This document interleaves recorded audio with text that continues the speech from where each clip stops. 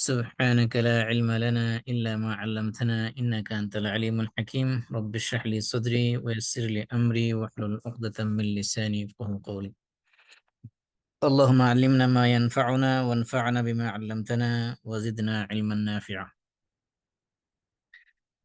আলহামদুলিল্লাহ আমরা পবিত্র মাহে রমাদান এবং ঈদ উল ফিতর শেষ করেছি। আল্লাহ রাব্বুল আলামিন আমাদের এই মাহে রমাদানের সিয়াম কিয়াম এবং সমস্ত ইবাদতগুলো কবুল করুন। আমরা রমাদান মাসে একটা আয়াত সিলেক্ট করেছিলাম, সেই আয়াতের মধ্যে এখন আছি। আয়াতের মধ্যে আল্লাহ তাআলা বলছেন, লাইসাল বিররা আন তুওয়াল্লু উজুহাকুম কিবালাল মাশরিকি ওয়াল মাগরিব, পূর্ব এবং পশ্চিম দিকে মুখ ফেরানোর মধ্যে তোমাদের জন্য কল্যাণ নেই, নেকি নেই, বরং তোমাদের কল্যাণ হলো কি, ওয়ালাকিন্নাল বিররা মান আমানা বিল্লাহ। কল্যাণ যে সকল কাজের মধ্যে আছে তার মধ্যে প্রথম হলো আল্লাহর প্রতি ঈমান আনা। আল্লাহর প্রতি ঈমান নিয়ে আমরা আলোচনা করতেছিলাম। আমরা ঈমানের আলোচনায় আল্লাহর রুবুবিয়ত, আল্লাহর ওজুদ, আল্লাহর অস্তিত্ব এবং আল্লাহর রুবুবিয়ত, এই দুইটা পয়েন্ট নিয়ে আমরা আলোচনা করেছি। এবং সেই প্রসঙ্গে আলোচনা করতে গিয়ে আমরা প্রাসঙ্গিক ক্রমে আমরা নাস্তিকতা কিভাবে উৎপত্তি হয়েছে সেই নিয়ে আমরা আলোচনা করেছিলাম। তো মুসলিম বিশ্বে এই যে নাস্তিকতা ছড়িয়ে পড়েছে, মুসলিম বিশ্বে আজকে বড় বড় শিক্ষিত মানুষ নাস্তিক হয়ে যাচ্ছে, এগুলোর কিছু মূল কারণ আছে। এর মধ্যে এক নম্বর হলো দিন সম্পর্কে অজ্ঞতা। এই দিন সম্পর্কে অজ্ঞতার কারণে মানুষ ইসলাম থেকে দূরে সরে যাচ্ছে, এটা একটা অন্যতম কারণ। আরেকটা কারণ হলো যে বিশেষ করে ইসলামের ভিতরে যারা ডেভিয়েটেড গ্রুপ, পথভ্রষ্ট গ্রুপ, তারা ইসলামটাকে মানুষের সামনে এমন ভাবে তুলে ধরেছে যে শিক্ষিত মানুষ যারা, যারা চিন্তাশীল মানুষ, তারা এগুলো গ্রহণ করতে প্রস্তুত নয়, এমন সব হাস্যকর ভাবে ইসলামকে উপস্থাপন করেছে, যেমনটা খ্রিস্টানরা করেছিল পাশ্চাত্যে। আর কিছু আরেকটা কারণ হলো যে মানুষ, কিছু কিছু মানুষ আছে যারা নিজেদেরকে বুদ্ধিজীবী মনে করে, এবং তারা পাশ্চাত্যের দ্বারা এবং মেটারিয়ালিস্টিক ওয়ার্ল্ডের উন্নতি দেখে তারা এতটাই কনভিন্স যে তারা মনে করে যে ইসলামই মূলত আমাদের এই পশ্চাৎপদতা বা অনুন্নতির পিছনে মূল কারণ। কারণ পাশ্চাত্য সভ্যতা যেহেতু এতটা উৎকর্ষ সাধন করেছে, তারা ম্যাটেরিয়ালিস্টিক দিক থেকে ডেভেলপ করেছে, আর মুসলিম কান্ট্রিগুলো যেহেতু উন্নত দেশ হিসেবে আছে, তার কারণ হলো এই ইসলামই তাদের অনগ্রসরতার পিছনে মূল কারণ, মূল দাবি। মানে এটাকে তারা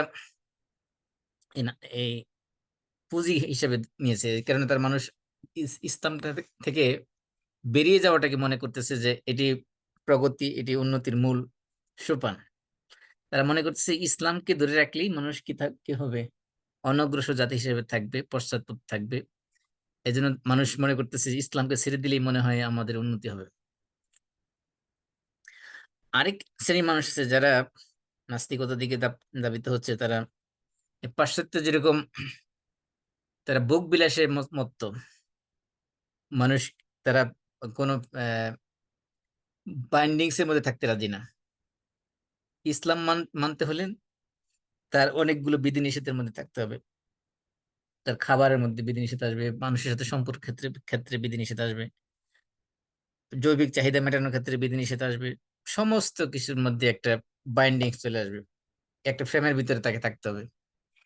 এই ধরনের দরা বাঁধার থেকে মুক্ত হয়ে স্বাধীনভাবে বিচরণ করার জন্য কিছু মানুষ দিন ছেড়ে দিয়ে নাস্তিক হয়ে যাচ্ছে। আবার মুসলিম দেশের মধ্যে কিছু মানুষ নাস্তিক হচ্ছে যে তারা আরো বেটার লাইফের অপরচুনিটি খোঁজার জন্য নাস্তিক হয়ে যাচ্ছে। যেমন কিছু মানুষ আছে তারা মনে করে, আমি যদি এই মুহূর্তে রাসূলকে গালি দেই, ইসলামকে নিয়ে কটু কথা বলি, তাহলে মুসলমানরা আমার বিরুদ্ধে অ্যাটাক করবে, আমাকে মৃত্যুর হুমকি দিবে, তখন আমার পাশ্চাত্যের বিভিন্ন দেশে অ্যাসাইলাম পাওয়াটা বা ভিসা পাওয়াটা সহজ হয়ে যাবে। তার মানে এই যে তার একটা লোভ, এই লোভের কারণে অনেক মানুষ নাস্তিক হয়ে যাচ্ছে।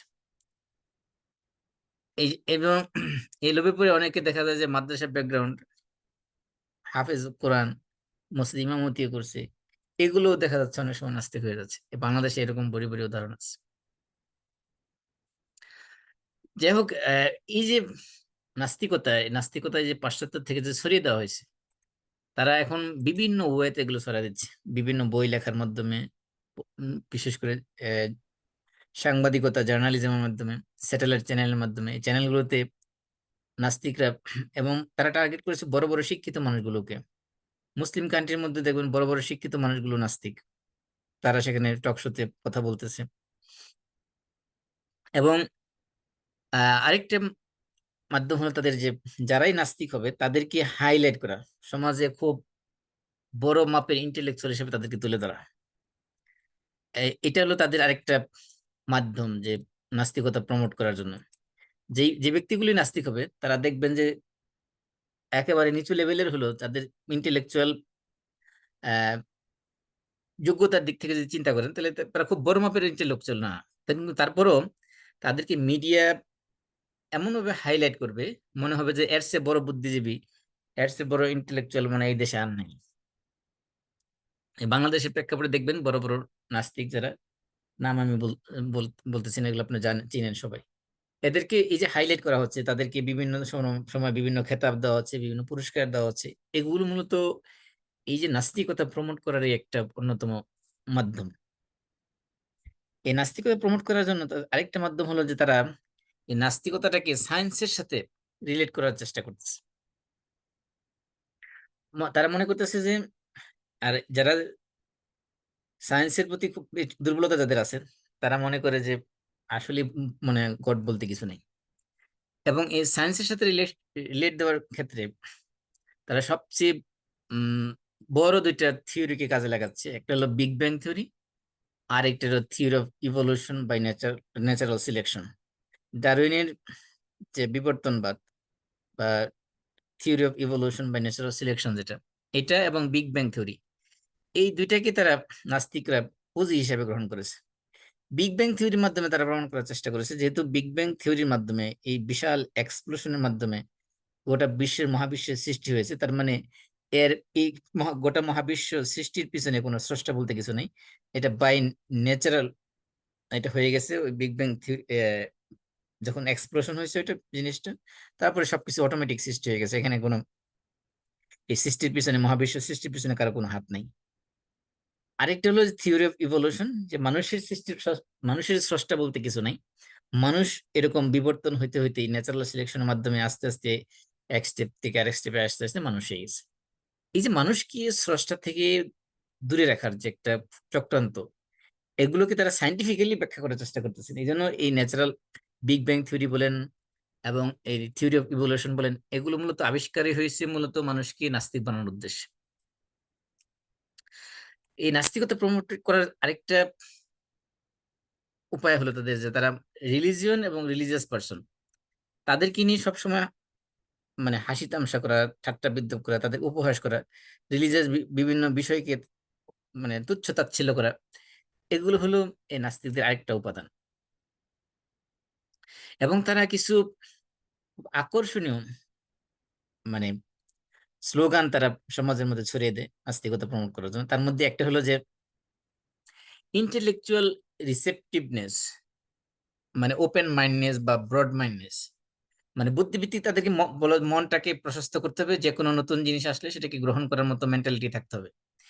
এই যে ইন্টেলেকচুয়াল রিসেপটিভনেস বা ওপেন মাইন্ডনেস বা ব্রড মাইন্ডনেস, এগুলোর মাধ্যমে মানুষকে বোঝায় যে যারা ধর্ম নিয়ে চর্চা করে এরা আসলে কূপমণ্ডুক, এরা আসলে ন্যারো মাইন্ডেড, এদের ব্রড মাইন্ডনেস নাই। এই জন্য যারা মনে করে যারা নাস্তিক তারা হলো বিজ্ঞান মনস্ক, তারা হলো উন্নত ইন্টেলেকচুয়াল, এবং তাদের মাইন্ড অনেক ব্রডনেস আছে, তারা ন্যারো মাইন্ডেড না। এবং এই নাস্তিকতা আরেকটা জিনিস প্রমোট করে, সেটা হলো অ্যাবসোলুট ফ্রিডম, যে মানুষকে ফ্রিডম দেওয়া। তারা মনে করে যে আহ, মানুষ তার ফ্রিডম চর্চা করবে, ফ্রিডম অফ স্পিচ হোক, ফ্রিডম অফ বিহেভিয়ার হোক, সবকিছুর ক্ষেত্রে তারা ফ্রিডম, এই ফ্রিডমের চর্চার মাধ্যমে মানুষকে মূলত নাস্তিকতার দিকে আহ্বান করতেছে। এমনকি এই যে বিভিন্ন ফিলোসফিক্যাল ডক্ট্রিন বা ফিলোসফিক্যাল ইন্টেলেকচুয়াল থিওরি যেগুলো আবিষ্কার হয়েছে, এই সবগুলোর পিছনে যদি আপনি খেয়াল করেন, সবগুলো থিওরির মূল যদি এসেন্স যদি আপনি একত্র করেন, তাহলে দেখবেন সবকিছুর থিওরির মূল টার্গেট হলো মানুষকে তার স্রষ্টা থেকে আলাদা করে দেওয়া, বিচ্ছিন্ন করে দেওয়া। সমস্ত ফিলোসফিক্যাল থিওরিজ যেগুলো আছে, আপনি দেখেন এই সমস্ত ফিলোসফিক্যাল থিওরি গুলো মূলত আপনার তিনটা বা চারটা মূলনীতির উপর প্রতিষ্ঠিত। একটাকে বলা হচ্ছে সেন্সেশনালিজম বা ফিনোমেনালিজম, যেটা মানুষের ইন্দ্রিয় বা অনুভূতি, যেগুলো যে 5 ফ্যাকাল্টিস অফ হিউম্যান বিং, মানুষের যে 5টা অনুভূতি আছে বা ইন্দ্রিয় আছে, সেই ইন্দ্রিয়ের মাধ্যমে নলেজ অর্জন করা সম্ভব। আরেকটা আরেক ধরনের থিওরি আছে যেগুলো মানুষের আকলকে বেশি প্রাধান্য দিয়েছে, সেগুলো হলো রেশনালিজম বা ইন্টেলেকচুয়ালিজম। আরেকটা হলো যে আপনার স্কেপটিসিজম, মানে শুধুমাত্র ডাউট করা। তাহলে এই পাশ্চাত্যে যত ধরনের এই ফিলোসফিক্যাল থিওরি আবিষ্কার হয়েছে, এই সবগুলো মূলত হয় দেখবেন সেগুলো ওই সেন্সেশনালিজম বা ফিনোমেনালিজমের মধ্যে পড়ে, অথবা এটা রেশনালিজমের ভিতরে পড়ে, অথবা ম্যাটেরিয়ালিজমের উপরে পড়ে, অথবা স্কেপটিসিজমের উপর পড়ে। এই এই এই কয়েকটা হলো মূল। এগুলোকে ভিত্তি করে অনেক ধরনের থিওরি আবিষ্কার হয়েছে। যেমন মনে করেন আপনার সেন্সেশনালিজম বা ফেনোমেনালিজম একটা থিওরি, ফিলোসফিক্যাল থিওরি। এই থিওরির মূল কথা হলো যে নলেজ নলেজ হলো এটা confined two appearance presented to the senses. যে মানুষের যে 5টা ইন্দ্রিয় আছে, যে মানুষের এই যে দৃষ্টিশক্তি, শ্রবণ শক্তি, তারপরে ঘ্রাণ নেওয়া শক্তি, তারপরে স্পর্শ করা শক্তি, এই স্বাদ নেওয়া শক্তি, এই যে মানুষের পঞ্চ ইন্দ্রিয়, এই ইন্দ্রিয় দিয়ে বাইরে কোনো নলেজ নেই। ইন্দ্রিয় দ্বারা যেগুলো উপলব্ধি করা সম্ভব, এগুলোই বাস্তব, এগুলোই রিয়েল, এর বাইরে আর কিছু নেই। এই বড় বড় ফিলোসফার যেমন ডেভিড হিউম, তারপর আর্থার শফার শফান হোর, স্কটিশ ফিলোসফার, এই বড় বড় সায়েন্টিস্ট, তারা এই সকল থিওরি দিয়েছে। সেন্সেশনালিজম বা ফিনোমেনালিজম, তাদের মূল কথা হলো যে জ্ঞান বা নলেজ, এগুলো সবকিছু হলো আপনার মানুষের সেন্সের মাধ্যমে যেটা উপলব্ধি করা যায় সেটাই জ্ঞান। যেটা মানুষের সেন্সের ভিতরে ঢুকবে না, কোনো সেন্স দ্বারা উপলব্ধি করা যাবে না, সেটা কোনো জ্ঞানই না। অর্থাৎ মানুষ এর মাধ্যমে বোঝানো হচ্ছে যে সেন্সের বাইরে যেগুলো আছে, যেগুলো মানুষের সেন্সের উপলব্ধির বাইরে, যেমন সুপার ন্যাচারাল বা মেটাফিজিক্যাল ইস্যু যেগুলো আছে, যেমন গাইবী বিষয় যেগুলো, এগুলো তাদের কাছে কোনো নলেজই না, তারা ওগুলোকে অস্বীকার করে। যেমন ডেভিড হিউম, তিনি একাই 3টা থিওরি দিয়েছেন। একটা হলো এম্পিরিসিজম, একটা হলো স্কেপটিসিজম, একটা হলো ন্যাচারালিজম। এই 3টে থিওরি উনি যে দিয়েছেন ডেভিড হিউম, এই 3টার মূলই হলো নাস্তিকতা। স্কেপটিসিজম মানে কি? স্কেপটিসিজম মানে হলো যে doubt about the truth of something, যে পৃথিবীতে অ্যাবসলিউট ট্রুথ বলতে কোনো কিছু নাই। যে কোনো বিষয়ে প্রথমে হলো আপনাকে আগে ডাউট করতে হবে, আগে সন্দেহ করতে হবে। এই এরিস্টটলের থিওরি ওইটাই ছিল, যে যে কোনো জিনিস সম্পর্কে জানতে হলে আগে আপনার ব্যাপারে সন্দেহ করতে হবে। অ্যাবসলিউট নলেজ বলতে যেহেতু কিছু নাই, তার মানে এটাকে আপনি সন্দেহ করার পরে এটা আপনি প্রমাণ করতে হবে। প্রমাণ করার পরে যদি সত্য প্রমাণিত হয়, তাহলে সত্য হিসেবে গ্রহণ করতে হবে। সত্য হিসেবে প্রমাণিত না হলে সেটা গ্রহণ করা যাবে না। এখন কথা হলো যে আমরা কি এই কোরআন হাদিস ধরেন, হাদিসের মধ্যে যেহেতু জাল হাদিস আছে, সেটা যাচাই বাছাইয়ের বিষয় আছে, কিন্তু কোরআনকে আমরা কি এরকম স্কেপটিসিজম মনে থিওরিতে ফেলে ধরে নিতে পারবো যে কোরআনে আল্লাহর বাণী না? এরপর আমাদেরকে প্রমাণ করতে হবে যে হ্যাঁ, এটা আল্লাহর বাণী। তার মানে তাদের কাছে অ্যাবসলিউট ট্রুথ বলতে কিছু নাই, যে যেটা সন্দেহাতীতভাবে মানুষ মেনে নিতে বাধ্য। তারা মনে করে সবকিছু সন্দেহপ্রবণ। এই যে স্কেপটিক্যাল হওয়া, যে কোনো বিষয় সম্পর্কে স্কেপটিক্যাল হওয়া, এটা দুনিয়াবী বিষয় হলে ঠিক আছে, কিন্তু রিলিজিয়াস বিষয় যেগুলো একবারে অথেন্টিক ভাবে প্রমাণিত সত্য, সেগুলোকে যদি আপনি সন্দেহ করেন, তাহলে সন্দেহ করলে তো ইমানই থাকবে না। তাহলে স্কেপটিসিজমের মূল হলো মানুষকে দিনই বিষয়ে সন্দেহ তৈরি করা, মানুষকে সন্দেহ ঢুকিয়ে দেওয়ার মাধ্যমে ইমান থেকে আস্তে করে বের করে নিয়ে যাওয়া। তারপরে আসে আপনার এম্পিরিসিজম।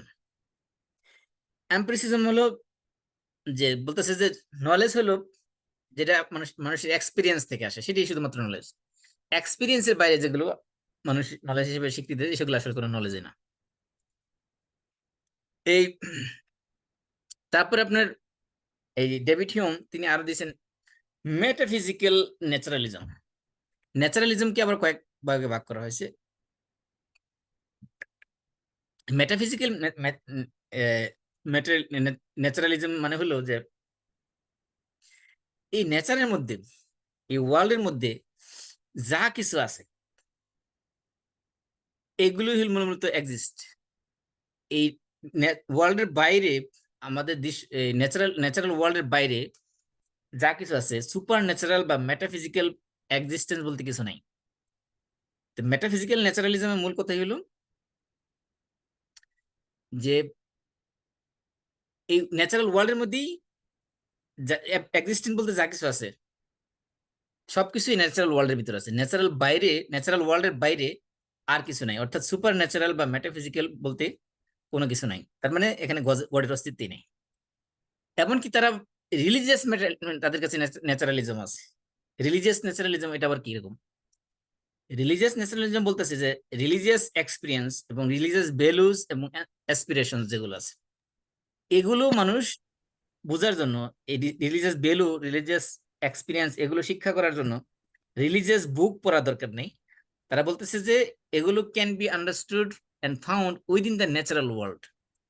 এই রিলিজিয়াস ভ্যালুজ যেগুলো আমরা ধর্মীয় কিতাব পড়ে, পুস্তক পড়ে শিখি, এগুলো বোঝার জন্য বা এই নলেজ অর্জন করার জন্য ধর্মীয় পুস্তকের দরকার নেই, ডিভাইন নলেজের দরকার নেই, বরং মানুষ ন্যাচারাল ওয়ার্ল্ড থেকেই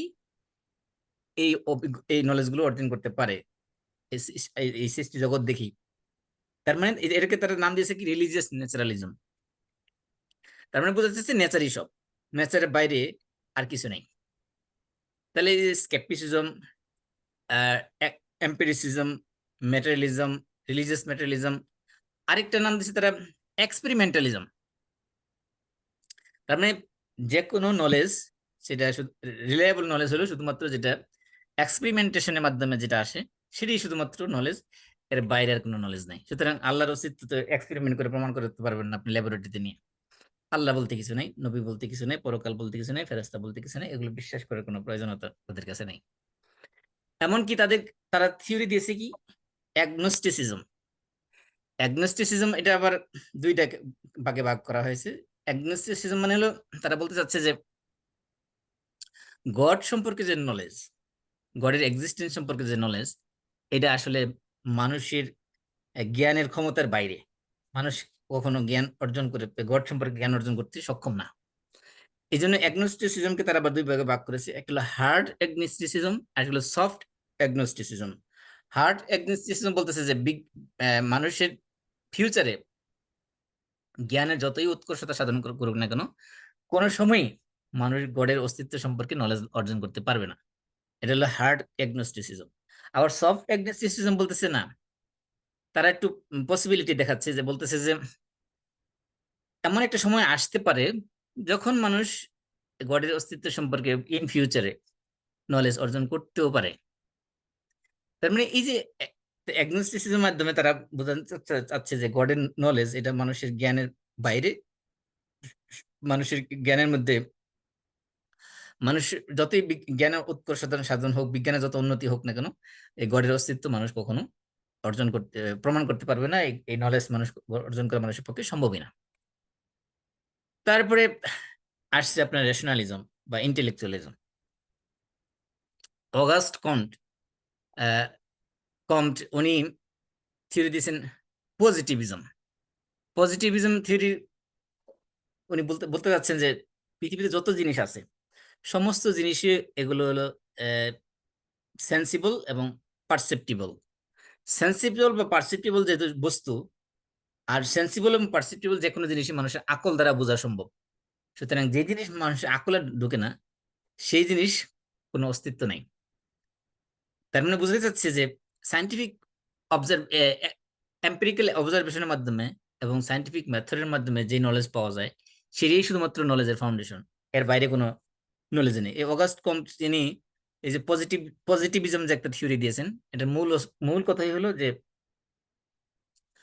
মানে যে জিনিস সেন্সিবল না, যে জিনিস পারসেপ্টিবল না, সেই জিনিসের অস্তিত্ব নাই, এটি ধরে নিতে হবে। এই যে আপনি এইভাবে যদি আপনি চিন্তা করেন, আপনার যে সেকুলারিজম ধরেন, সেকুলারিজম তো স্পষ্ট বলে দিচ্ছে যে রাষ্ট্রের সাথে ধর্মের কোনো সম্পর্ক নেই। রাষ্ট্রীয় সমস্ত অ্যাফেয়ার্স থেকে, স্টেট অ্যাফেয়ার্স থেকে রিলিজনকে আলাদা করে দেওয়া হলো সেকুলারিজম মূল কথা। এভাবে পাশ্চাত্যের আপনি যত ধরনের ফিলোসফিক্যাল থিওরি তৈরি হয়েছে, সমস্ত থিওরির মূল টার্গেট হলো আল্লাহ থেকে, স্রষ্টা থেকে সৃষ্টিকে আলাদা করে রাখা, বিচ্ছিন্ন করে রাখা। ডারউইনের এই বিগ ব্যাং এর মাধ্যমে বলা হচ্ছে যে গোটা মহাবিশ্বের সাথে স্রষ্টার কোনো সম্পর্ক নাই। এক এক এক বিজ্ঞানী তো বলছেই যে আল্লাহ যদি স্রষ্টা আমরা ধরেও নেই যে স্রষ্টা একজন সৃষ্টি করেছেন মহাবিশ্ব, তাহলে উনি সৃষ্টি করার পরে এই গোটা মহাবিশ্ব থেকে সম্পর্ক ছিন্ন করে আছেন, এখন আর তার এই বিশ্বের সাথে কোনো সম্পর্ক নাই। এই ধরনের বক্তব্য দিয়েছেন কেউ কেউ। যেটা বলতেছিলাম যে এই যে সাইন্টিফিক থিওরি গুলো তারা দিয়েছেন, বা ফিলোসফিক্যাল ইন্টেলেকচুয়াল থিওরি যেগুলো তারা দিয়েছেন, ফিলোসফিক্যাল ডক্ট্রিন যেগুলো তৈরি হয়েছে, এই সব কিছুর মূলে হইলো মানুষকে নাস্তিক বানানো, মানুষকে আল্লাহর সম্পর্ক থেকে, আল্লাহর সাথে সম্পর্ককে মানুষের থেকে বিচ্ছিন্ন করে দেওয়া। আর এই নাস্তিকতা এটা যে তারা প্রমোট করতেছে, তার কারণ হলো যে যারা নাস্তিক তারা তারা কিন্তু যত বড় অর্থবিত্তের মালিক হোক না কেন, যত বড় পৃথিবীর নামি দামি ইন্টেলেকচুয়াল পার্সন হিসেবে, বুদ্ধিজীবী হিসেবে, ফিলোসোফার হিসেবে, দার্শনিক হিসেবে পরিচিত হোক না কেন, তাদের ভিতরে সব সময় তারা মেন্টাল ডিজিজে ভোগে, মানসিক রোগে তারা ভোগে। তাদের ভিতরে ডিপ্রেশন কাজ করে, তাদের ভিতরে এক ধরনের শূন্যতা কাজ করে, মনের সংকীর্ণতা তাদের কাজ করে। তারা জীবনে কোনোদিন সুখ ভোগ করতে পারে না, কারণ আল্লাহর অস্তিত্ব নিয়ে যাদের যাদের সন্দেহ হয় তাদের মনের মধ্যে কখনো প্রশান্তি থাকতে পারে না। এই জন্য দেখবেন যে তারা কখনো কোনো আত্মহত্যাও করে, কেউ কেউ আত্মহত্যার পথ বেছে নেয়, আবার কেউ ওই অস্থিরতার মধ্যে জীবন পার করতে থাকে।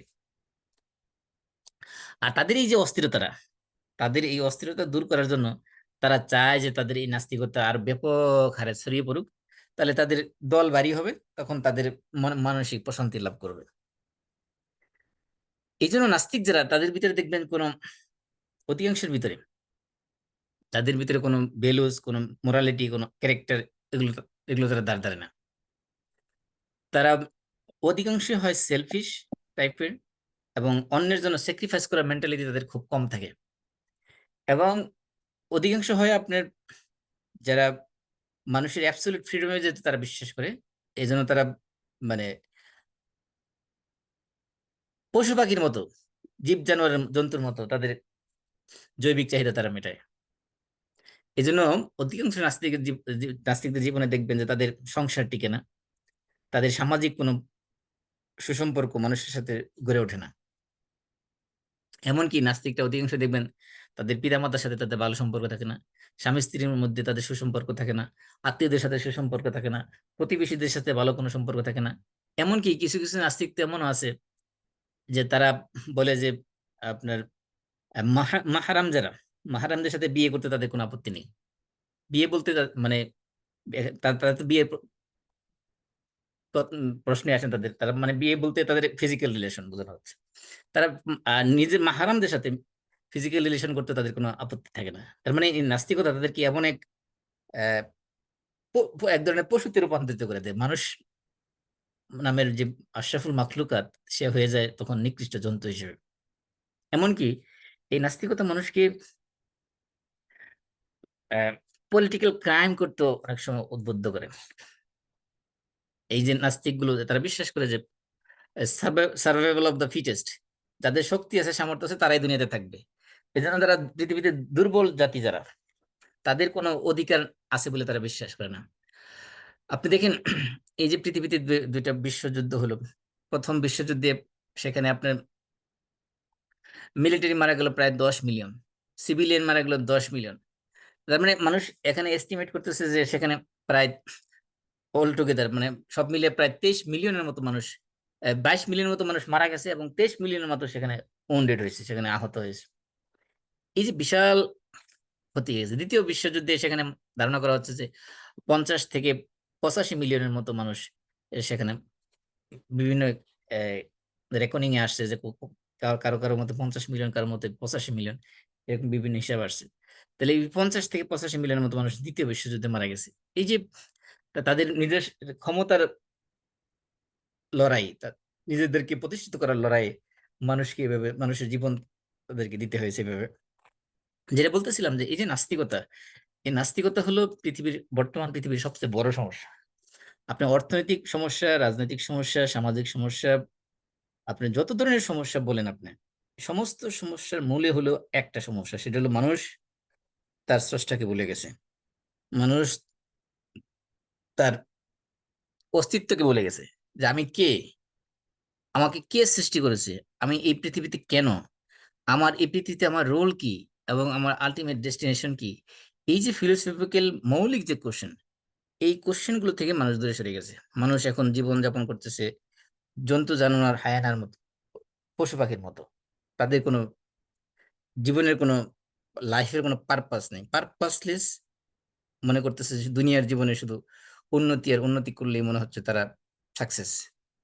ইট ড্রিঙ্ক অ্যান্ড মেমরি, খাওয়া দাওয়া ফুর্তি করো, আগামীকাল বাঁচবে কিনা বলতে পারো, এরকম একটা অবস্থা সৃষ্টি হয়েছে। এই কারণে এই নাস্তিকতাকে বিভিন্ন রূপ দিয়ে এখন প্রমোট করা হচ্ছে। এখন আরেক শ্রেণী রয়েছে যারা কোরআনিয়ন, আহলে কোরআন, তারা কোরআন মানে হাদিস মানে না। আসলে এটা হলো নাস্তিকতার আরেকটা মানে আধুনিক ফর্ম আর কি। মানুষকে নাস্তিকতা সরাসরি দাওয়াত দিলে তো মানুষ গ্রহণ করবে না। এই জন্য এমন সুন্দরভাবে দাওয়াত দিচ্ছে যে আপনি আসুন, আমরা কোরআন মানে, যে হাদিসের মধ্যে সমস্যা আছে, হাদিস যেহেতু জাল হাদিস আছে কিছু, সুতরাং হাদিস 100% অথেন্টিক না। অথেন্টিসিটি ব্যাপারে যদি ডাউট আছে, আমরা এমন জিনিস গ্রহণ করি যেটা 100% অথেন্টিক, সেটা হলো কোরআন। আসলে আমরা কোরআন মানি। এখন তারা কোরআন মানতে যাই বলতেছে যে কোরআনের মধ্যে যেহেতু নামাজ পড়া, নামাজের কথা আছে, নামাজ কায়েম করতে বলা হয়েছে, কিন্তু নামাজ 5 ওয়াক্ত পড়তে হবে এই কথা তো কোরআনের মধ্যে এইভাবে বলা হয় না। এইভাবে রুকু করতে হবে, এইভাবে সিজদা করতে হবে, তাশাহুদ, দোয়া দোয়া দুরূদ পড়তে হবে, এগুলো তো কোরআনের মধ্যে নাই। সুতরাং নামাজ মানে দোয়া, শুধু শুধু আল্লাহর কাছে দোয়া করলেই হয়ে যাবে, 5 ওয়াক্ত এইভাবে নামাজ পড়া দরকার নেই। তারপর বলতেছে সুদ, সুদ মানে তো হলো কোরআনে বলা হয়েছে রিবা। রিবা বলতে যেটা বোঝানো সেটা জাহিলি যুগের ওই রিবা তো এখন ব্যাংকের সুদের মধ্যে নাই। সুতরাং ব্যাংকের যেটা ব্যাংক যেটা আপনাকে ইন্টারেস্ট দেয়, এটা আসলে সুদই না, রিবার মধ্যে পড়ে না। সুতরাং আমরা আসলে সুদ খাই, কোনো সমস্যা নেই। জিনা বলতেছে, জেনা হলো যেটা মানে অসম্মতিতে হইলে সেটা জিনা হবে। যদি সম্মতিক্রমে হয় তাহলে এটা তো জিনার মধ্যে সংখ্যার ভিতরে পড়বে না। সুতরাং আসলে আমরা জিনা করি, কোনো সমস্যা নেই। তার মানে তারা জিনা করা, মদ খাওয়া, তারপরে সুদ খাওয়া, নামাজ না পড়া, সবকিছু তাদের কাছে বৈধ হয়ে গেছে। এগুলোকে তারা করতেছে কি নাম দিয়ে? তারা আহলে কোরআন। তারা কোরআন মানে কিন্তু হাদিস মানে না, এই এই থিওরি দিয়ে। এই জন্য এই নাস্তিকতা হলো বর্তমান পৃথিবীতে আরেকটা বড় চ্যালেঞ্জ মুসলমানদের জন্য। তো এই হলো আমাদের তাওহীদ রুবুবিয়্যাহ সম্পর্কে সংক্ষিপ্ত আলোচনা। আমরা এবার আসবো তাওহীদুল উলুহিয়া। তাওহীদকে আমরা বলেছিলাম তাওহীদের মূলত 3টা ভাগ, একটা হলো রুবুবিয়্যাহ, আরেকটা হলো উলুহিয়া, আরেকটা হলো আসমা ও সিফাত। তো আমরা বলেছিলাম আল্লাহর প্রতি বিশ্বাস করতে হবে, মানে 4টা জিনিসের প্রতি বিশ্বাস করতে হবে। এক নম্বরে আল্লাহর অস্তিত্বে বিশ্বাস, অথবা আমরা বলতে পারি সংক্ষেপে 2টা জিনিসের প্রতি বিশ্বাস করতে হবে। এক নম্বরে আল্লাহর অস্তিত্বের প্রতি বিশ্বাস, 2 নম্বরে আল্লাহ তাওহীদের প্রতি বিশ্বাস। এবং আল্লাহ তাওহীদকে আমরা 3 ভাগে ভাগ করেছি, এই জন্য আমরা বলছি 4টা বিষয়ে বিশ্বাস করতে হবে। তা প্রথমে যদি আমরা ধরি আল্লাহর অস্তিত্বের বিশ্বাস, 2 নম্বরে তাওহীদ রুবুবিয়্যাতে বিশ্বাস, 3 নম্বরে তাওহীদুল উলুহিয়াতে বিশ্বাস, 4 নম্বরে তাওহীদুল আসমা ও সিফাতে বিশ্বাস। এই 4টা জিনিসের প্রতি মৌলিক বিশ্বাস যাদের আছে তারাই মূলত ঈমানদার। এই 4টার মধ্যে কোনো একটার মধ্যে যদি কারো ঈমানের ত্রুটি থাকে, তাহলে সে মুসলমানই থাকে না। এই জন্য এই বিষয়গুলো আমাদের জন্য খুবই গুরুত্বপূর্ণ। এবার আসি আমরা তাওহীদুল উলুহিয়া। উলুহিয়া এই শব্দটা আসছে ইলাহ থেকে। ইলাহ, আল্লাহ, আমরা জানি আল্লাহ আমাদের ইলাহ। ইলাহ মানে কি? ইলাহ মানে হলো, এটা ইলাহ সমার্থক শব্দ হলো মাবুদ। মাবুদ মানে কি? মাবুদ মানে হলো উপাস্য। উপাস্য মানে কি? যিনি আমাদের ইবাদত পাওয়ার উপযুক্ত বা যোগ্য। তার মানে তাওহীদুল উলুহিয়া মানে হলো আমাদের পক্ষ থেকে যত ধরনের ইবাদত প্রকাশ পাবে, সমস্ত ইবাদত পাওয়ার একমাত্র যোগ্য বা একমাত্র অধিকারী হলেন আল্লাহ রাব্বুল আলামিন। আল্লাহ ছাড়া আর কারো উদ্দেশ্যে কোনো ইবাদত করলে সেটা হবে শিরক। আর এই জন্য তাওহীদুল উলুহিয়া আরেক নাম হলো তাওহীদুল ইবাদা। তাওহীদুল উলুহিয়াকে তাওহীদুল উলুহিয়া বলা হয় ইলাহ, যেহেতু আল্লাহর নাম হিসেবে আল্লাহর দিকে নিসবত করলে, আল্লাহর দিকে সম্পৃক্ত করলে সেটার নাম হয় তাওহীদুল উলুহিয়া। আর বান্দা যেহেতু ইবাদত করে, সুতরাং বান্দার দিকে নিসবত করলে সেটার নাম হয়ে যায় তাওহীদুল ইবাদা। তো তাওহীদুল উলুহিয়ার 2টা নাম। আল্লাহর দিক থেকে সম্পৃক্ত করলে একটা নাম, বান্দার দিকে সম্পৃক্ত করলে আরেকটা নাম। আল্লাহর দিকে সম্পৃক্ত করলে তার নাম হলো তাওহীদুল উলুহিয়া, মানে আল্লাহর এক ইলাহিয়তে বিশ্বাস করা, আল্লাহ যে একমাত্র ইবাদত পাওয়ার যোগ্য সেই হিসেবে বিশ্বাস করা। আর বান্দা যেহেতু আল্লাহর ইবাদত করে, আল্লাহ ছাড়া কারো ইবাদত করে না, সেই জন্য বান্দার দিক থেকে যদি তাওহীদুল উলুহিয়াকে আমরা ব্যাখ্যা করি, তাহলে এর নাম হলো তাওহীদুল ইবাদা বা উবুদিয়া। এই যে ইবাদা বা উবুদিয়া, এই ইবাদতের উদ্দেশ্যে আল্লাহ রাব্বুল আলামিন মানুষকে এবং জিন জাতিকে সৃষ্টি করেছেন। আল্লাহ বলছেন সূরা যারিয়াতের ৫৬ নম্বর আয়াতে, ওমা খালাকতুল জিন্না ওয়াল ইনসা ইল্লা লিয়াবুদুন। আমি মানুষ এবং জিন জাতিকে সৃষ্টি করেছি কেবলমাত্র, একমাত্র, শুধুমাত্র আমার ইবাদত করার উদ্দেশ্যে। আর এই ইবাদতের আদেশ আল্লাহ রাব্বুল আলামিন কোরআনের মধ্যে সর্বপ্রথম যে আদেশ আল্লাহ তাআলা দিয়েছেন, এই সর্বপ্রথম আদেশটাই হলো সূরা বাকারা। যদি আপনি খুলেন, যে আল্লাহ তাআলা প্রথম যে আদেশ কোরআনের মধ্যে আসছে, সেই আদেশটা ছিল ইয়া আইয়ুহান নাস উ'বুদু রাব্বাকুমুল্লাযী খালাকাকুম ওয়াল্লাযীনা মিন ক্বাবলিকুম লাআল্লাকুম তাত্তাকুন। এই ইবাদতের আদেশ আল্লাহ তাআলা কোরআনে সর্বপ্রথম আদেশ দিয়েছেন।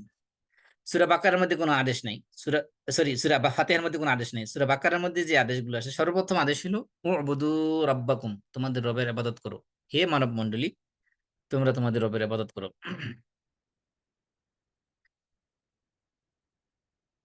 এবং কি আল্লাহ রাসূলকে আল্লাহ রাব্বুল আলামিন যে সকল গুণে গুণান্বিত করেছেন, এর মধ্যে একটা গুণ আল্লাহ তাআলা বলছেন সুবহানাল্লাযী আসরা বিআবদিহি, পুত পবিত্র সেই সত্তা যিনি তার বান্দাকে, আবদকে ইসরা করাইছেন, রাত্রিকালীন ভ্রমণ করাইছেন।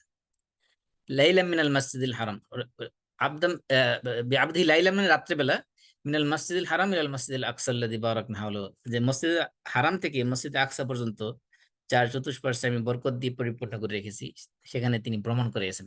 তাহলে আল্লাহ রাসূলকে আল্লাহ রাব্বুল আলামিন পরিচয় দিচ্ছেন, তিনি হলেন আবদিহি বিআবদিহি। বিআবদিহি, আব্দুল মানে গোলাম, বান্দা। তাহলে এই বান্দা হওয়াটা, আল্লাহ রাব্বুল আলামিনের গোলাম হওয়াটা, এটা হলো মানুষের জন্য সম্মানের।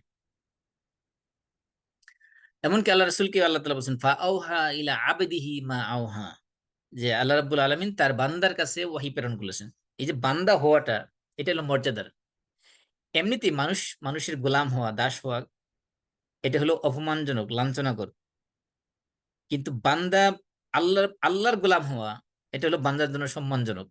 এই জন্য আল্লাহ রাসূলকে আল্লাহ রাব্বুল আলামিন তার গোলাম হিসেবে পরিচয় দিয়েছেন, সুবহানাল্লাযী আসরা বিআবদিহি। আবদি, আব্দুল মানে গোলাম। আবার বলছেন ফা আওহা ইলা আবদিহি মা আওহা। এবং আল্লাহ সূরা জিনে বলছেন ওয়া আন্নাহু লাম্মা ক্বামা আবদুল্লাহি ইয়াদউহু। আব্দুল্লাহ মানে আল্লাহর গোলাম, আল্লাহর বান্দা। এবং আল্লাহ বলছেন সূরা বাকারাতে আরেক জায়গায় বলছেন, বাকারা 23 নম্বর আয়াতে, ওয়া ইন কুনতুম ফি রাইবিম মিম্মা নাযালনা আলা আবদিনা, যদি তোমাদের কোনো সন্দেহ থাকে আমি যা নাজিল করেছি আমার বান্দার উপরে, এখানে আমার বান্দা বলা হয়েছে। তাহলে বান্দা আল্লাহ রাসূলকে আল্লাহ রাব্বুল আলামিন বান্দা হিসেবে, দা গোলাম হিসেবে, আব্দ হিসেবে পরিচয় করে দিচ্ছেন। এমনকি আল্লাহ রাসূল সাল্লাল্লাহু আলাইহি ওয়াসাল্লাম বলেছেন যে লা তাতরুনি কামা আতরাতিন নাসারা ঈসা ইবনে মারইয়াম, যে তোমরা আমার ব্যাপারে বাড়াবাড়ি করো না, যেমন ভাবে বাড়াবাড়ি করেছেন খ্রিস্টানরা ঈসা ইবনে মারইয়াম, মারইয়াম আলাইহিস সালাম এর ছেলে ঈসা আলাইহিস সালামের ব্যাপারে যেমন বাড়াবাড়ি করেছে, আমাকে নিয়ে তোমরা তেমন বাড়াবাড়ি করো না। কারণ কি ফা ইন্নামা আনা আবদুন ফাকুলু আব্দুল্লাহি ওয়া রাসূলুহু, কারণ আমি হলাম আব্দুন, আব্দুল মানে গোলাম, আমি আল্লাহর গোলাম। সুতরাং তোমরা আমার ব্যাপারে বলো যে আব্দুল্লাহি ওয়া রাসূলুহু, আল্লাহর গোলাম এবং আল্লাহর রাসূল, আল্লাহর বান্দা এবং আল্লাহর রাসূল। তাহলে এই যে আব্দ হওয়াটা, এটা রাসূল নিজে, আল্লাহ রাব্বুল আলামিন রাসূলকে মর্যাদার জন্য আব্দ হিসেবে পরিচয় দিয়েছেন। আল্লাহ রাসূল নিজেকে পরিচয় দিয়েছেন আমি হলাম আল্লাহর গোলাম, আল্লাহর আব্দ। এই জন্য উবুদিয়ত মানে হলো গোলামি, আর আব্দ মানে হলো গোলাম। তা আমরা আল্লাহর উবুদিয়ত বা ইবাদত, এর জন্য আল্লাহ রাব্বুল আলামিন আমাদেরকে সৃষ্টি করেছেন। এই জন্য আব্দ হওয়াটার মধ্যে রয়েছে আমাদের জন্য কল্যাণ। এমনকি আল্লাহ রাব্বুল আলামিন তার রাসূলদেরকে যে বৈশিষ্ট্য আলোচনা করেছেন এবং ফেরেশতাদের যে বৈশিষ্ট্য আলোচনা করেন, আল্লাহ বলছেন ওয়ালাহু মান ফিস সামাওয়াতি ওয়াল আরদ ওয়া মান ইনদাহু লা ইস্তাকবিরুনা আন ইবাদাতিহি ওয়া লা ইস্তাহসিরুন ইউসাব্বিহুনা আল-লাইলা ওয়ান নাহার লা ইফতারুন। আল্লাহ বলছেন ইন্নাল্লাযীনা ইনদা রাব্বিকা লা ইস্তাকবিরুনা আন ইবাদাতিহি ওয়া ইউসাব্বিহুনা ওয়া লাহু ইয়াসজুদুন। এই জন্য আল্লাহ বলছেন যে আল্লাহ ফেরেশতাদের প্রশংসায় বলেছেন যে আল্লাযীনা ইনদা রাব্বিকা লা ইস্তাকবিরুনা আন ইবাদাতিহি, ইবাদত মানে আপনার রবের কাছে যারা আছে অর্থাৎ ফেরেশতারা, তারা কি করে না, লা ইস্তাকবিরুনা আন ইবাদাতি, তার ইবাদত করতে, তার উবুদিয়ত, তার গোলামি করতে তারা অহংকার করে না, গর্ব, তারা নিজেদেরকে অহংকার করে আল্লাহর ইবাদত থেকে দূরে সরিয়ে নেয় না। এই জন্য আল্লাহ রাব্বুল আলামিন সমস্ত জাতিদেরকে যুগে যুগে এই ইবাদত করার আদেশ করেছেন। আল্লাহ বলছেন ওয়া'বুদুল্লাহ ওয়া লা তুশরিকু বিহি শাইআ, যে তোমরা এক আল্লাহর ইবাদত করো, তার সাথে কাউকে শরীক করো না। ওয়াবিল ওয়ালিদাইনি ইহসানা, পিতামাতার সাথে সদাচরণ করো। ওয়াবিযিল কুরবা, নিকট আত্মীয়দের সাথে সদাচরণ করো। ওয়াল ইয়াতামা ওয়াল মাসাকিন, ইয়াতীম মিসকিনদের সাথে সদাচরণ করো। ওয়াল জারিল কুরবা, এবং আহ ওয়াজারিদিল কুরবা, নিকট প্রতিবেশী। ওয়াজারিল জুনুব, এবং দূরবর্তী প্রতিবেশী যারা আছে। ওয়াসাহিবুল জামব, এবং তোমার সফরের সঙ্গী যারা। ওয়াবনিস সাবিল, এবং যারা মুসাফির, এদের সবার সাথে তোমরা সদাচরণ করো। ওমা মালাকাত আইমানুকুম, এবং যারা তোমাদের অধিকারভুক্ত দর্জাসী, তাদের সাথে তোমরা সদাচরণ করো। ইন্নাল্লাহা লা ইউহিব্বু মান কানা মুখতালান ফাখুরা, যারা অহংকারী, গর্ব অহংকার করে, আল্লাহ রাব্বুল আলামিন তাদেরকে পছন্দ করেন না। এই জন্য এই যে এই যে যে সকল মৌলিক জিনিসের প্রতি মানে চারিত্রিক গুণাবলীর যে সকল কাজ, এগুলোর প্রতি আদেশ করার সাথে সাথে আল্লাহ রাব্বুল আলামিন মানুষকে আদেশ করেছেন তোমরা এক আল্লাহর ইবাদত করো। এমনকি পৃথিবীতে যত নবী রাসূল এসেছেন, সমস্ত নবী রাসূলদের দাওয়াতের মূল মেসেজই ছিল আল্লাহর ইবাদত করা। আল্লাহ রাব্বুল আলামিন বলতেছেন ওয়া'বুদুল্লাহ মা লাকুম মিন ইলাহিন গায়রুহ। নূহ আলাইহিস সালাম দাওয়াত দিয়েছেন, কি বলে দাওয়াত দিয়েছেন? বলেছেন ওয়া'বুদুল্লাহ, ও আমার জাতির লোকেরা, তোমরা আল্লাহর ইবাদত করো, মা লাকুম মিন ইলাহিন গায়রুহ, তিনি ছাড়া তোমাদের কোনো ইলাহ নাই। এমনকি প্রত্যেক নবী রাসূলের ব্যাপারে আল্লাহ বলছেন ওয়ালাকাদ বাআসনা ফি কুল্লি উম্মাতিন রাসূলা, আমি প্রত্যেক উম্মতের কাছে রাসূল প্রেরণ করেছি। রাসূলদের দাওয়াত কি ছিল? আনি ইবুদুল্লাহ ওয়াজতানিবুত তাগুত, তোমরা এক আল্লাহর ইবাদত করো এবং তাগুতকে বর্জন করো। তাগুত মানে কি? তাগুত হলো কুল্লু মা উবিদা মিন দুনিল্লাহ, আল্লাহ ছাড়া অন্য যাদের ইবাদত করা হয় সবাই হলো তাগুত। আল্লাহর ইবাদত করো, আর আল্লাহ ছাড়া যত উপাস্য আছে, যত ইলা আছে, মাবুদ আছে, এদেরকে তোমরা বর্জন করো। এই জন্য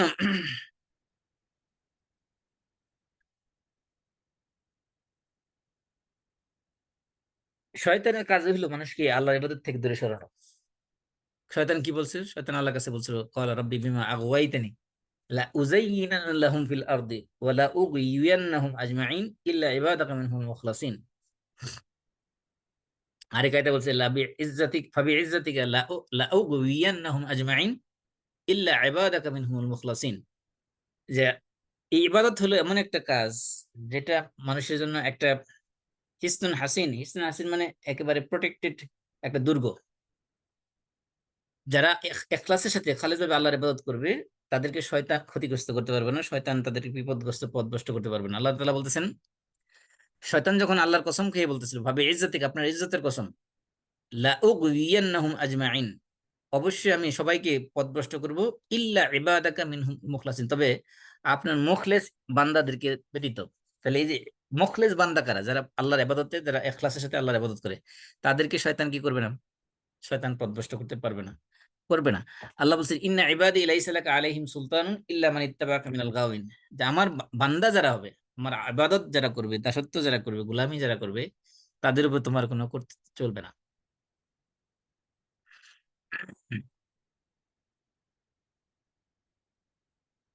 এই জন্য ইবাদতের মাধ্যমে একজন বান্দা এক পরিপূর্ণ আল্লাহর বান্দা হতে পারে এবং পরিপূর্ণ মানুষ হতে পারে। যে ব্যক্তি, যার ভিতরে ইবাদত নেই, আল্লাহর দাসত্ব নাই, গোলামি নেই, সে আসলে পরিপূর্ণ মানুষের হিসেবে গণ্য নয়। আর এই জন্য এই ইবাদতের মাধ্যমে রয়েছে মানুষের জন্য প্রকৃত সুখ, শান্তি, এবং এই দুনিয়ার জীবন কি শান্তি পেতে হলে দুনিয়ার জীবনে ইবাদত ছাড়া কোন মানুষ কখনো কোনো শান্তি পাবে না। মানুষ আপনি দেখতে পারেন বাহ্যিক দিক থেকে হতে পারে সে অনেক টাকা পয়সার মালিক, অনেক গাড়ি বাড়ির মালিক, অনেক লাক্সারিয়াস লাইফ লিড করতেছে, আসলে তার ভিতরটা হলো খালি। তার ভিতরে কখনো মানসিক শান্তি সে কখনো পাবে না। আর এই ইবাদতের জন্য দুইটা পিলার আছে। ইবাদতের দুইটা পিলার হলো দুইটা, একটাকে বলে আযুল, দুই নম্বর হলো আল মুহাব্বা। এই দুইটা পিলারের একটা যদি না থাকে তাহলে সেটা ইবাদত হবে না। তাহলে জুল মানে হলো কি? জুল মানে হলো হিউমিলিটি বা হাম্বলনেস, আর মুহাব্বা মানে হলো লাভ, ভালোবাসা। তাহলে এবাদত করতে হলে, এবাদত হইতে হলে এই দুইটা পিলার থাকতে হবে ওদের মধ্যে। এক নম্বর হলো চরম হাম্বলনেস বা হিউমিলিটি, দুই নম্বর হলো চরম লেভেলের ভালোবাসা। এই দুইটার সমন্বয় হলো ইবাদত। এখন মনে করেন আপনি একজন মানুষকে খুব বেশি ভালোবাসেন, কিন্তু তার সামনে আপনি নিজেকে নত করেন না কখনো, তার মানে তো আপনি তার ইবাদত করেন না। অথবা আপনি একটা মানুষকে অনেক বেশি আহ, তার সামনে খুব বেশি নম্র ভদ্র হয়ে থাকেন, কিন্তু তাকে অন্তর থেকে ভালোবাসেন না, তার মানে আপনি তার ইবাদত করেন না। ইবাদত হইতে হলে দুইটা পিলারের সমন্বয় হতে হবে। এক নম্বর হলো চরম লেভেলের নিজেকে ছোট মনে করা, নিজেকে একেবারে তুচ্ছ মনে করে নিজেকে নিজের হাম্বলনেস, বিনয় এবং নম্রতাকে একটা চরম লেভেলে নিয়ে এসে আল্লাহর সামনে নিজেকে সঁপে দেওয়া, এক নাম্বার। দুই নম্বর হলো চরম লেভেলের মহাব্বত, ভালোবাসা। এই জন্য আল্লাহ বলছেন ওয়াল্লাযিনা আমানু আশাদ্দু হুব্বান লিল্লাহ। পৃথিবীতে মানুষ মানুষ মানুষকে ভালোবাসে, একে অন্যকে ভালোবাসে, সৃষ্টির মধ্যে ভালোবাসার সম্পর্ক আছে। কিন্তু আল্লাহ বলছেন যারা আল্লাহকে ভালোবাসে তাদের ভালোবাসা হলো সবচেয়ে বেশি বেশি পরিমাণে তারা ভালোবাসে লাগে। এই জন্য ভালোবাসা হতে হবে, আল্লাহর প্রতি ভালোবাসা হতে হবে সবচেয়ে উপরের লেভেলের ভালোবাসা।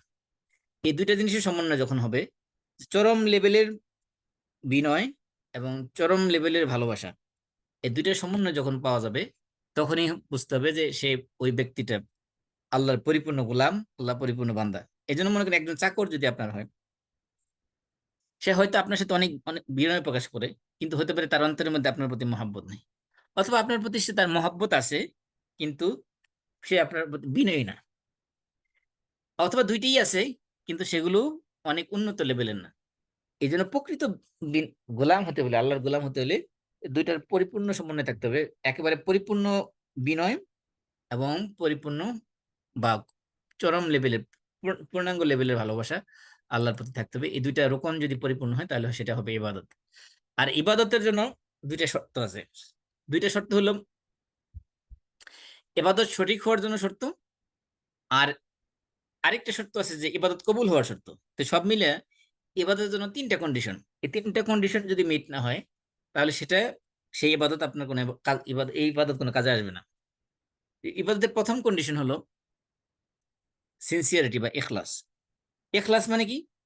ইখলাস মানে হলো যে ইবাদতটা আমি করব, এই ইবাদতটা একমাত্র, কেবলমাত্র, শুধুমাত্র আল্লাহ রাব্বুল আলামিনের উদ্দেশ্যেই করব। পৃথিবীর অন্য কোনো বিষয়ে, অন্য কোনো পার্থিব কোনো বিষয়ে পাওয়ার জন্য, অন্য কোনো উদ্দেশ্যে ইবাদতটা করা হবে না। শুধুমাত্র আল্লাহর সন্তুষ্টির জন্য, আল্লাহর কে খুশি, রাজি খুশি করার জন্য, আল্লাহর রেজা, আল্লাহর সন্তুষ্টি অর্জন করার উদ্দেশ্যে ইবাদতটা করা, লিওয়াজহিল্লাহ। এটা হলো ইখলাস। এই ইখলাসের যদি পরিপন্থী হয় কোনো, যে কোনো ধরনের ইবাদত, যত বড় ইবাদত হোক না কেন, তাহলে সেটা ইবাদত না হয়ে সেটা গুনায় পরিণত হয়ে যাবে, গুনার কাজে সে পরিণত হবে।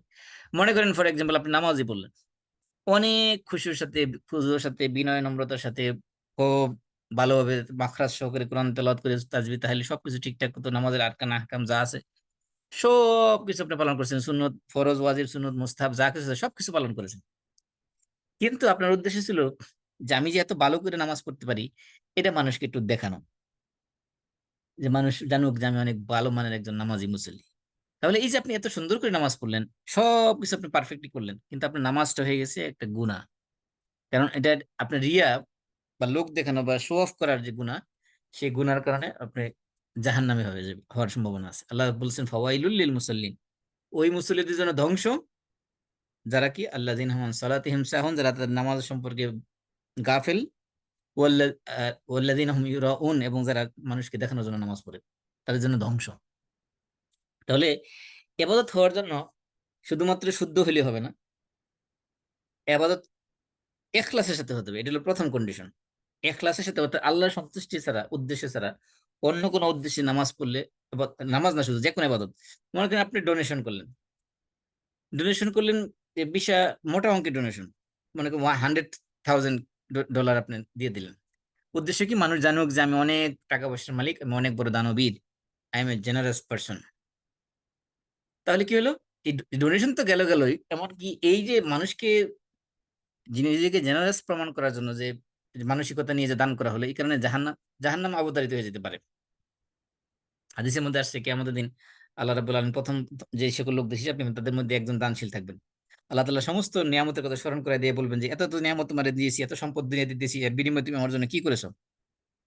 সে বলবে, আল্লাহ আপনার সন্তুষ্টির জন্য, একমাত্র আপনার সন্তুষ্টির জন্য যে সকল খাতে দান করলে আপনি সন্তুষ্ট হন, খুশি হন, আপনি ভালোবাসেন, এই সব খাতে আমি দান করেছি।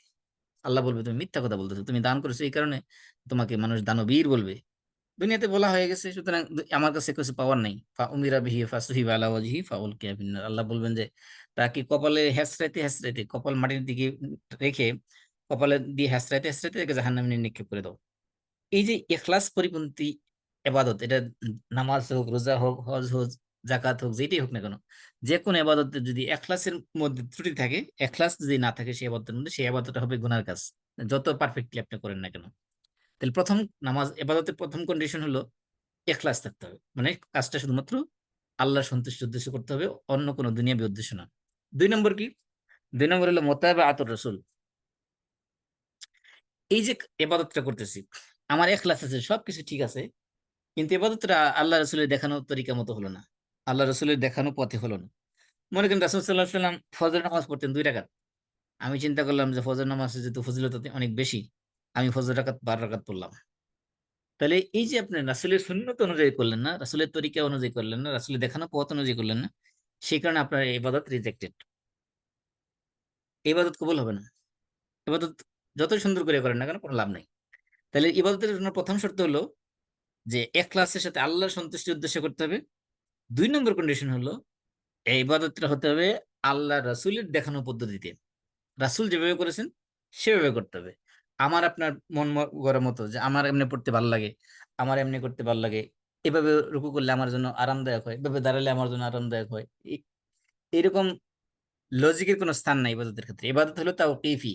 তাওকিফি মানে এটা আল্লাহ এবং আল্লাহ রাসূল, আল্লাহ যেভাবে বলেছেন, আল্লাহ রাসূল যেভাবে করেছেন সেভাবেই করতে হবে।